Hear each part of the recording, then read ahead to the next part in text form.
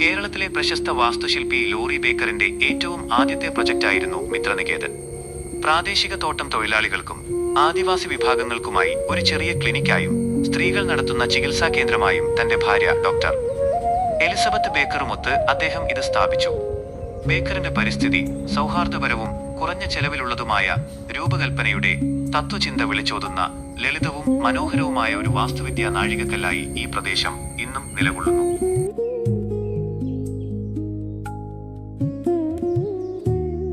1962 India China യുദ്ധം ശക്തമാവുകയും ഒരു കാലത്ത് ശാന്തമായിരുന്ന ഹിമാലയൻ താഴ്വരകളിൽ സൈനിക നീക്കങ്ങൾ കാരണം സംഘർഷാവസ്ഥ ഉടലെടുക്കുകയും ചെയ്തപ്പോൾ ലോറിയും ഡോക്ടർ എലിസബത്ത് ബേക്കറും തങ്ങളുടെ പിത്തോരഘട്ടിലെ വീട് ഉപേക്ഷിക്കാൻ തീരുമാനിച്ചു.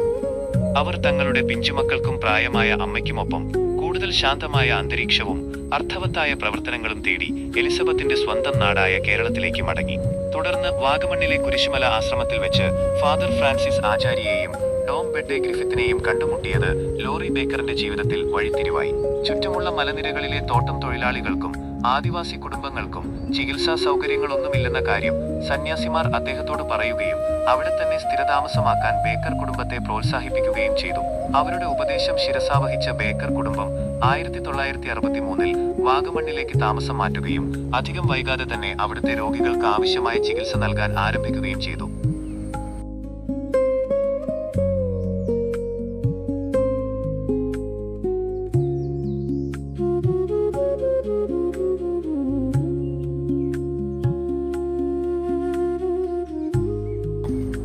ക്ലിനിക്കൽ ചികിത്സകൾക്കുമപ്പുറത്തേക്ക് മിത്രനികേതന്റെ സേവനങ്ങൾ വേഗത്തിൽ വളർന്നു.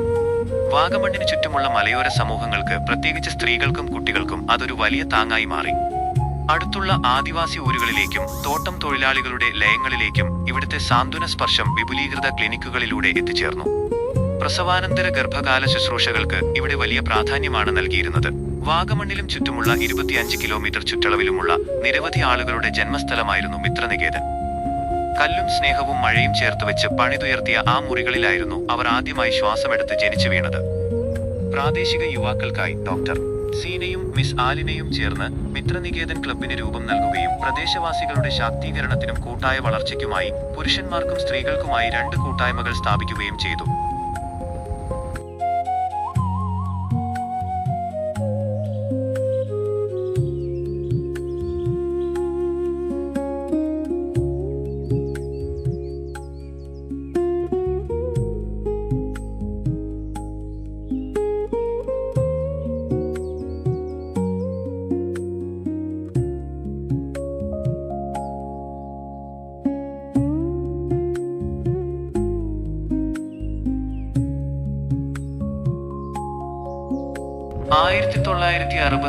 മുതൽ തിരുവനന്തപുരത്ത് താമസമാക്കിയ അദ്ദേഹം ചെലവ് കുറഞ്ഞ വീടുകളുടെ നിർമ്മാണം പ്രോത്സാഹിപ്പിക്കുന്നതിനായി പ്രവർത്തിക്കുന്ന COSTFORD of COSTFORD- centre of science and technology for rural development എന്ന പ്രസ്ഥാനത്തിന്റെ ഡയറക്ടറായി സേവനമനുഷ്ഠിച്ചു.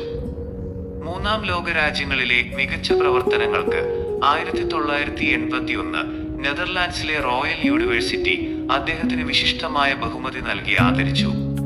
1980 ഈജിപ്തിലെ ഹസൻ ഫത്തിക്കായിരുന്നു ഈ ബഹുമതി ലഭിച്ചത്. 1983 ബക്കിംഗ്ഹാം കൊട്ടാരത്തിൽ വെച്ച് അദ്ദേഹത്തിന് MBE Member of the Order of the British Empire ബഹുമതി ലഭിച്ചു. വാസ്തുവിദ്യാ രംഗത്തെ മഹത്തായ സേവനങ്ങളെ മുൻനിർത്തി 1990 ഭാരത സർക്കാർ അദ്ദേഹത്തെ പത്മശ്രീ നൽകി ആദരിച്ചു. 1992 ഐക്യരാഷ്ട്രസഭയുടെ റോൾ ഓഫ് ഓണർ ബഹുമതിയും അദ്ദേഹത്തിന് ലഭിച്ചു. 1988 അദ്ദേഹത്തിന് ഇന്ത്യൻ പൗരത്വം ലഭിച്ചത്. തന്റെ ജീവിതത്തിൽ അദ്ദേഹം ആഗ്രഹിച്ച് നേടിയെടുത്ത ഒരേയൊരു ബഹുമതിയും അതായിരുന്നു.